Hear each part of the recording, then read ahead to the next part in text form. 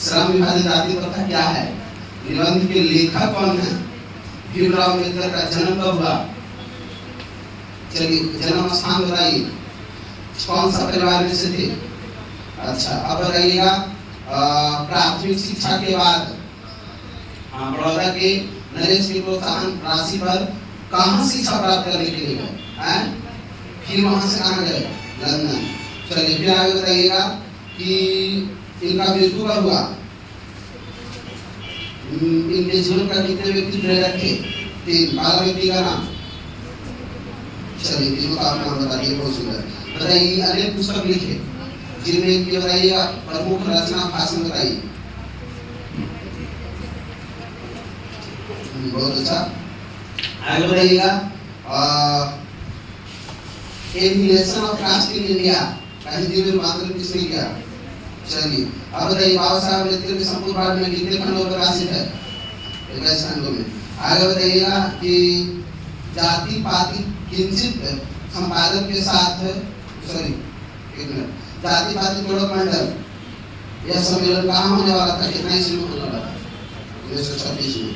अच्छा इस आंदोलन में भाषण देने के लिए भाषण को तैयार किया गया था, उसका नाम क्या था बताइए, एलिमिनेशन ऑफ कास्ट। चलिए आगे बताइए आप इसमें आगे बताइए आप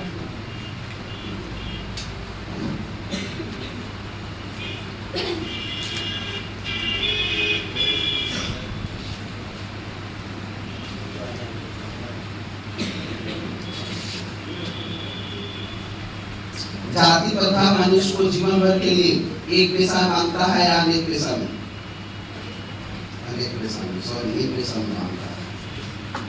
जाति प्रथा जो है मनुष्य को जीवन भर के लिए एक ही पेशा में बांध देता है, ठीक है। चलिए आगे आप बताइएगा भारत में बेरोजगारी का प्रमुख और प्रत्यक्ष कारण क्या है, जाति प्रथा। अब बताइएगा आज पढ़े लिखे सब समाज के लोग भी जाति प्रथा में विश्वास रखते हैं, यह बहुत ही बड़ी कौची बात है, अचीवमेंट की विडंबना की बात है, बहुत सुंदर। आगे इसमें आप बताइए कि पढ़ा चुके हैं ना। चलिए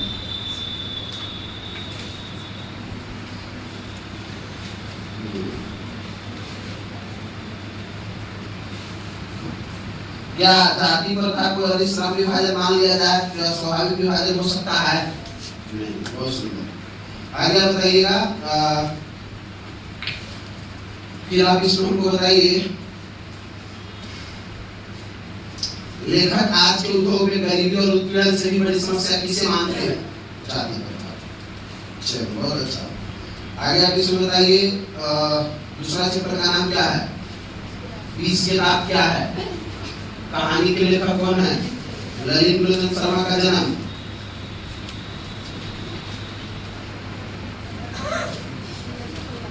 18 फरवरी 1900 बताइए कहाँ में हुआ था।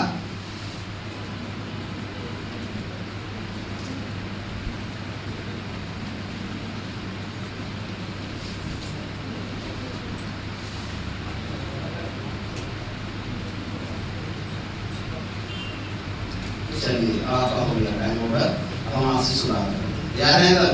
चलिए अब ध्यान दीजिए, बस आए बैठे रहिए आप बैठे ही जाकर के हो गया। Thank you. चलिए हम आपसे भी बनाते हैं। बताइए पहला चैप्टर का नाम क्या है, श्रम विभाजन और जाति प्रथा के लेखक कौन है, भीमराव अम्बेडकर का जन्म कब हुआ, मृत्यु कहाँ हुआ, दिल्ली में हुआ। आगे बताइए जन्म स्थान कहाँ, मध्य प्रदेश। आगे बताइएगा कि डॉक्टर भीमराव अम्बेडकर जब प्राथमिक शिक्षा खत्म किए तो उसके बाद प्राथमिक शिक्षा के बाद कहाँ पढ़ने के लिए गए, किनके प्रोत्साहन राशि पर गए, लंदन गए। अब बताइए इसमें कह लो कि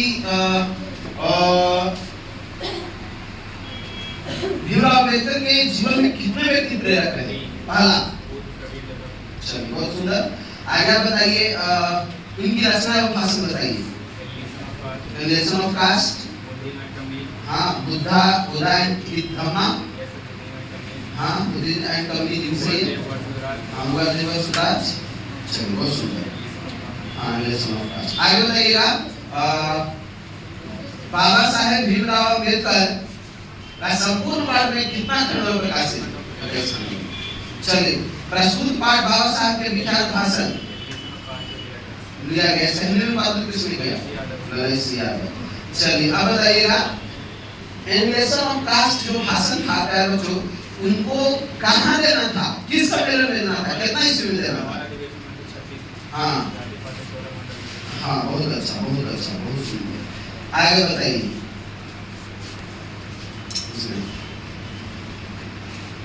अब बताइए इसमें हमको कि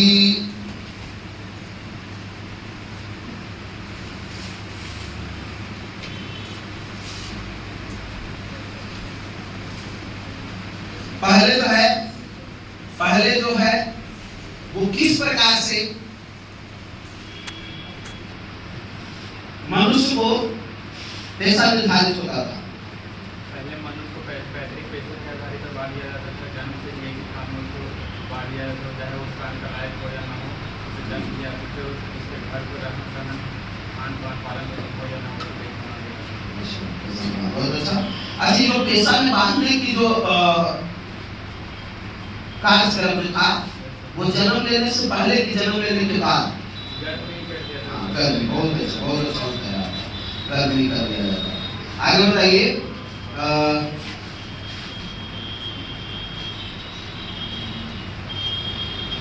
आगे बताइएगा इसमें कि भारत में बेरोजगारी का प्रमुख और प्रत्यक्ष कारण क्या बनेगा?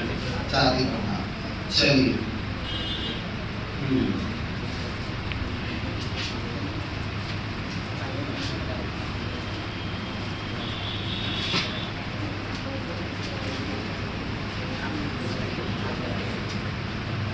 आदर्श समाज क्या है?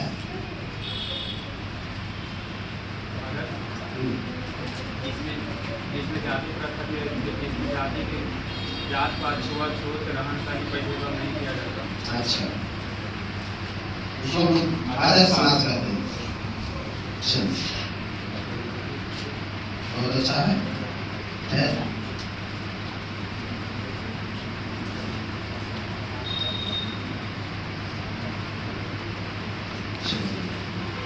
आप आदर्श समाज का एक एग्जाम्पल बताइए जिसमें कैसा एग्जाम्पल होना चाहिए? आदर्श समाज जो बनेगा उसका कैसे आप मुझे समझाइए। कहाँ से आदर्श समाज में कर सकते हैं? आपने एक चीज तो आपने कहा डिफिनेशन के तौर पर कि आदर्श समाज हिंदू समाज को ना जात पात ना हो, भेदभाव ना हो, तो संपूर्ण अगर हम एग्जाम्पल पूछे तो क्या हम भाईचारा को आदर्श समाज कर सकते हैं? भाईचारा को किसी दूसरे जाति के लोग किसी दूसरे जाति के यहाँ विवाह करके हो सकता है और दूसरे साथ रहन सहन खान पान भी हो सकता है। अच्छा हम कह सकते हैं कि दूध और पानी का मिश्रण भी एक भाईचारा के रूप में दूध और पानी की तरह उसका भाईचारा होना चाहिए। दूध और पानी का मिश्रण। लेकिन किस विडंबना की बात करता है? विडंबना का स्वरूप क्या है? लेकिन जब एक बात की विडंबना की बात करता है, विडंबना का स्वरूप यह है कि आज हमारे देश में आज हमारे देश में जातिवाद के पुस्तकों की कमी नहीं है। आज यहाँ पे कई पर आज यहाँ के लोग कई आधार पर जाति के समर्थन हैं। अगर जातिवाद के पक्ष में दिए गए तर्कों पर लेखक की प्रमुख आपत्तियां क्या है? क्या आपत्ति प्रकट करते हैं? जातिवाद के पक्ष में लेखक की प्रमुख आपत्ति श्रम विभाजन। इसे श्रम विभाजन है क्योंकि इससे लोगों को पैतृक पैसे दे कि जन्म से पहले से ही एक ही पैसे बांध दिया जाता था, जिसके कारण उसके परिवार का खान पान पालन पोषण होता कि नहीं, चाहे उस काम का लायक हो या ना हो, उसमें बांध दिया जाता, जिसके कारण गरीबी और बेरोजगारी बढ़ता है।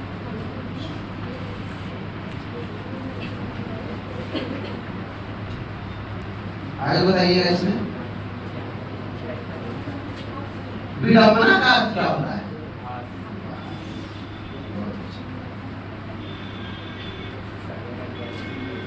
दूसरा चित्र का नाम क्या है? बीस के दांत। बीस के दांत के लेखक का नाम बताइए। ललित दुर्योधन शर्मा का जन्म 18 फरवरी 1916। जन्म स्थान पटना के बदल। अच्छा वो जन्म से क्या बोलते थे? बहुत बड़ी बात है। चलो बहुत सुंदर। आगे बताइए। अच्छा, उनका माता का नाम क्या था? रत्नावती शर्मा। पिता का नाम? रामावतार शर्मा। रामावतार शर्मा के क्या नाम होता है? देश कुछ पर्सन को। बहुत अच्छा।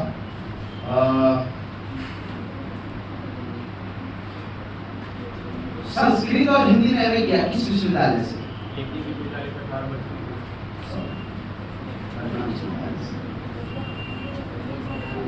पटना हिंदी और संस्कृत में। बहुत अच्छा। चलिए, थोड़ा सा आप लोग कोऑपरेट कीजिएगा, शांति बनाइएगा, तो हम और बेहतर से सवाल पूछ सकेंगे, बच्चा और बेहतर से बता पाएगा। ठीक है, तो आप लोग थोड़ा सा शांत बनाइए, शांति बनाइए, शोर एकदम नहीं होना चाहिए। लोग हम पढ़ाई का कार्यक्रम चला रहे हैं। ठीक है, चलिए आगे आप बताइएगा। इसमें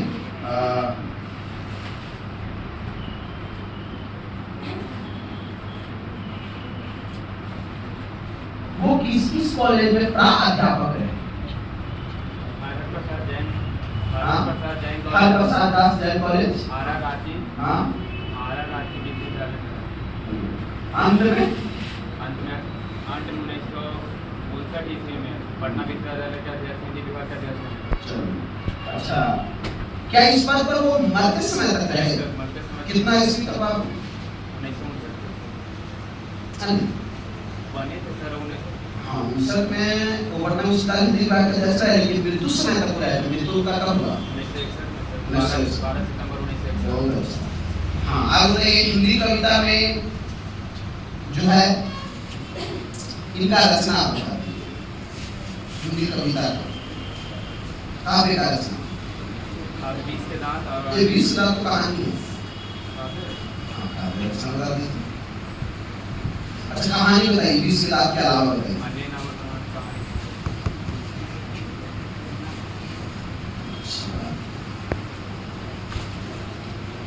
यह कहानी कहाँ से लिया गया? अन्य नामक कहानी। 20 के दांत में आपको पढ़े हैं जो 20 के दांत में जो वर्णन किया गया है, 20 के दांत कहानी पढ़ करके आपको क्या शिक्षा मिलती है? 20 के दांत की कहानी में दूसरा शीर्षक 20 के दांत रखा गया, क्योंकि जिस प्रकार से सांप के मुंह में 20 के दांत होते हैं, उसी पर जिसके कारण वो विषैला होता है, उसके टूटे हुए 20 सिंह हो जाता है। ठीक उसी प्रकार से कासू के मुंह में, कासू अर्थात तोका के मुंह में 20 के दांत हो, जिसके मदन के तोड़ते ही वह 20 सिंह हो गया, अर्थात उसका सारा घमंड दूर हो गया। इसमें यह वर्णन किया गया कि किसी भी मनुष्य को अधिक घमंड नहीं करना चाहिए। और इसमें लिंग आधारित भेदभाव का बहुत किया गया है, बेटे और बेटी। हाँ हाँ, बताइए सेन साहब की कितना बेटी? 5 बेटी का नाम बता। आलो, रजनी, सुखाली, आरती, सीमा। चलिए, सेन साहब के कार की कीमत बताइए। 20। आप बताइए सेन साहब के कार का कीमत, कार का रंग बताइए। सेन साहब के मैनेजर एक थे, वो मैनेजर का नाम गिरधर लाल। गिरधर लाल का बेटा का नाम बताइए। मदन। मदन किसका दांत तोड़ा, क्यों तोड़ा, किस खेल में तोड़ा?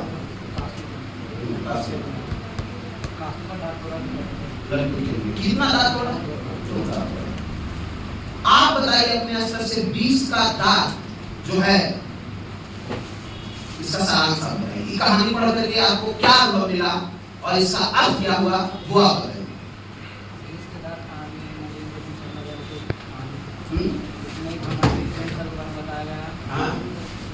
बताया गया कि कैसे वो एक अमीर व्यक्ति को समझते थे, मतलब अपने आप अमीर को समझ सकते थे, इसलिए छोटे जाति के लोगों को। उनका बेटा धोखा आम था और विधायक बने थे गिरधर लाल का बेटा मदन, जिसको वो हर समय काम करते थे। अच्छा, गिरधर लाल जो थे वो नौकरी करना चाहते थे कि नहीं करना चाहते? अच्छा, गिरधर लाल को नौकरी छूटा, लेकिन किसके वजह से छूटा? मदन की वजह से। अच्छा, अब बताइएगा, यहाँ लेखक एक बहुत सुंदर पंक्ति का उत्तर पूछे हैं। पंक्ति का है कि कौवे की जमात में शामिल होने के लिए हंस लग गया। इसका आपकी लड़की? मतलब तो मदर अपने दोस्तों के साथ लड़की खेला थे मैदान में, बहुत वहाँ अच्छा। पर चौका पहुँच गया, बोला कि हम भी खेलेंगे, लेकिन मदर तो यहाँ कौवा कौन हुआ और हंस कौन हुआ? कौवा हुआ मदर, हंस हुआ कौवा। कौवा हुआ मदर, मदर की जमात हो गया कौवा, कौवा की जमात हो गया, उसका दोस्त गया था लड्डू खेल रहा था, और हंस की और जमात हंस जाकर के कहता है कि हम भी शामिल हो। अच्छा, यहाँ एक और क्वेश्चन लेखक ने बहुत सुंदर सा प्रश्न किया है कि यदि महल वाला जो व्यक्ति है, महल वाला और झोपड़ी वाले की लड़ाई में अक्सर महल वाला ही जीतते हैं, ऐसा क्यों? महल वाले लड़ाई लोग में लड़ाई के बीच में गरीब लोग जो अमीर व्यक्ति के साथ कर लेते तो साथ में उसके पहले अमीर व्यक्ति मेरे का फाल पर डालना, यानी गरीब व्यक्ति अपने आप को यानी अपने मित्र को मदद ना कर करके वो अमीर की तरफ चला जाता है, और जिसके कारण अमीर जो गरीब रहता है वो गरीब को साथ में लेकर के अमीर के साथ देता है, जिसके कारण जो है करने का किया कि महल वाला जीत जाता है। और हम सपोज कि अगर हम महल वाले हैं, है ना, और आप गरीब मतलब झोपड़ी वाले हैं, तो अगर आप एक रहिएगा तब हमको हरा पाइएगा, तो आप एक फुट करके हमारा लेने आ गए, तो जो बच्चा उसको हम दवाइए देंगे, समझ रहे? अच्छा, अगला प्रश्न बताइए कि इसमें आप हमको बताइए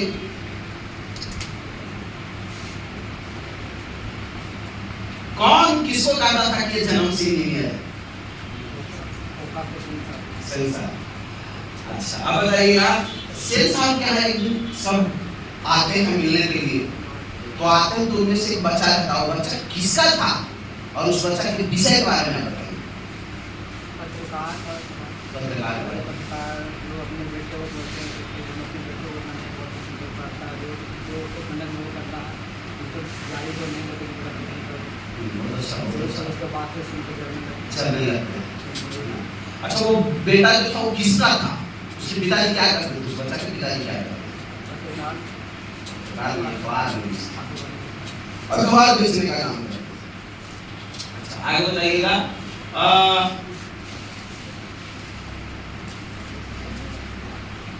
इसमें आप हमको बताइए एक स्कूल का वर्णन किया गया है, ये आपका हिंदी की किताब में एक स्कूल का 20 किताब की कहानी है कि यहाँ मदन को कासू को भेजना था पढ़ने के लिए, उस स्कूल का नाम है ना, स्कूल का नाम है, उसमें एक स्कूल का वर्णन किया गया है।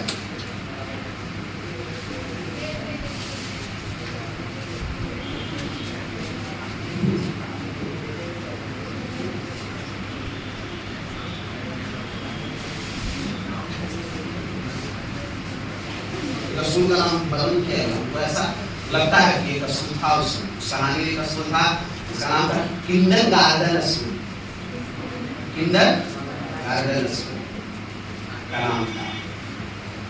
अच्छा, आगे बताइए, अब अंकिता बताइए, इसमें आप हमको बताइए आगे चल करके हम लोग अगला चैप्टर में आते हैं। मैक्स मूलर, भारत से हम क्या सीखे?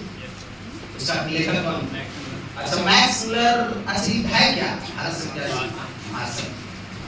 और इसमें बताइए इसका जो लेखक है उनका जन्म कब हुआ? 6 दिसंबर 1823 में, है ना। आगे इसमें आप बताइए कि मैक्स मूलर का जो जन्म हुआ कहाँ हुआ था?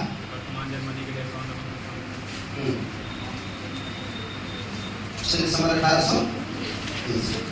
बताइए कितने वर्ष की अवस्था में इनके पिताजी थे? पिताजी का नाम क्या है? आगे बताइएगा मैक्स मूलर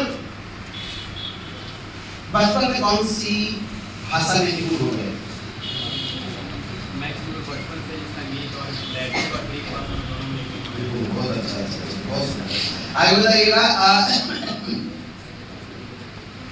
अच्छा, किसमें वो कविता लिखना शुरू कर दी?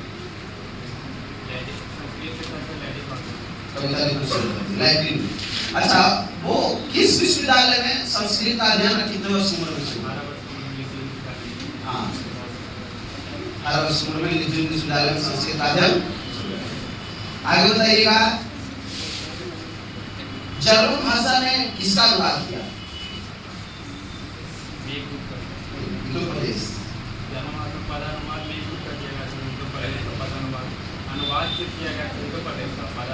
अनुवाद किया गया हिंदू प्रदेश।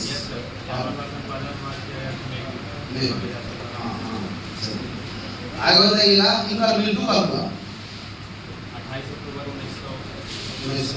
अच्छा, इनको नाइट का उपाधि किसने दिया? सम्राज्ञी विक्टोरिया जो थी, कितना ईस्वी में इनको बुलाई थी? चलिए, अच्छा इसका हिंदी में रूपांतरण किसने किया इस भाषण का? डॉक्टर भवानी शंकर। बहुत अच्छा। अच्छा, भारत से हम क्या सीखे? जो मैक्समुलर बताए कहे भारत के बारे में, तो मैक्समुलर के अनुसार धरती पर अगर कहीं स्वर्ग है तो कौन सा देश में कहाँ है? भारत में से भारत, जम्मू कश्मीर। वाराणसी में तो 172 दार इस्लाम सोने के सिक्का मिला था। चलिए, तो आपको मिला समस्त भूमंडल सर्वदा संपदा से भरपूर देश। अगर कोई देश है तो देश का नाम क्या है? भारत। अगर जीता जागता स्वर्ग है तो भारत के जम्मू कश्मीर। आगे बताइएगा कि लेखक मैक्समुलर ने किसे नया सिकंदर कहा और क्यों कहा? किसे कहा और क्यों कहा? नया सिकंदर जो नाम दिया लेखक ने किसे कहा और क्यों? आपको पता है? सर विलियम जॉन्स को कहा नया सिकंदर, है ना? क्यों कहा? क्योंकि जिस प्रकार से सिकंदर पूरा देश को जीतने के लिए निकल चुका था, लेकिन उसका कार्य था हिंसक, जबकि ये सर विलियम जॉन्स जो थे वो पूरा देश घूमने के लिए निकले थे। वो भी अपना परिवार को छोड़ छाड़ के, हम आपको बताया था शायद, समुद्री मार्ग से, है ना, चले थे। चलिए, बहुत अच्छा रहा। अब आगे फिर हम आगे बढ़ते हैं, है ना? गलती होता है, कोई दिक्कत नहीं, गलती शांत होता है, हम लोग आगे बढ़ेंगे।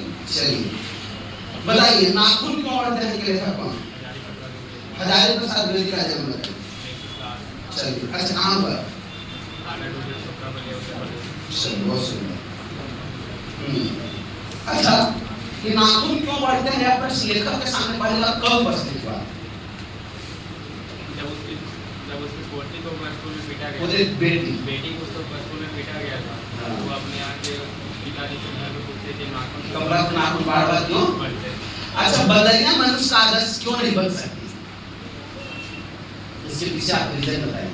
बदरिया है वो कभी भी मनुष्य का आदर्श नहीं बन सकती, आखिर क्यों है? क्या कारण है बताइए? हाँ बताइए। क्योंकि अभी भी उसमें बच्चा की भावना है, क्योंकि वो अपने मरे हुए बच्चों को साथ में सता लेती है।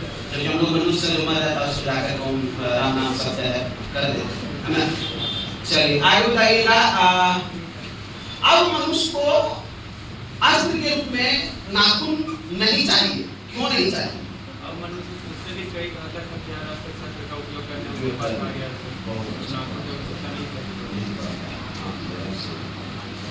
बहुत सारा प्रमाण बम तैयार किया गया, कोई बंदूक भाला सब तैयार कर लिया मनुष्य। अच्छा, अब इसमें बताइए, आगे बताइएगा कि पहले के जो लोग थे वो नाखून को कैसे कैसे आकृतियों में बदल करके रखते थे।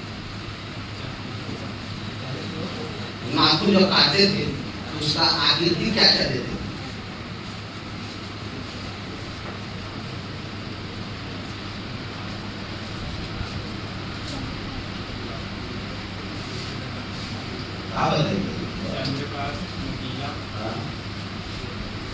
वर्तुलाकार, चंद्राकार, है ना, ये सब। अच्छा, क्यों? शिकार करने में मदद। अच्छा, आगे बताइए इसमें।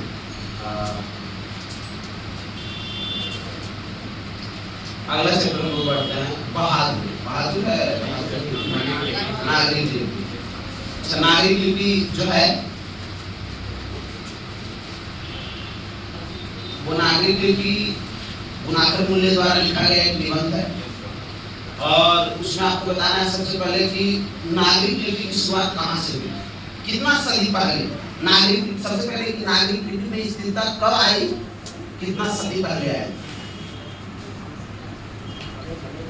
2 सदी पहले जब उसमें टाइप राइटिंग जो है बनना शुरू हुआ तब जो उससे अक्षरों में क्या आ गई सरकार। चलिए बाकी बहुत अच्छा रहा आप लोग का, और फिर हम लोग अगला दिन फिर जो है जब भी मौका मिलेगा तो विस्तार करेंगे। इनके लिए जोरदार ताली मार दीजिए आप लोग।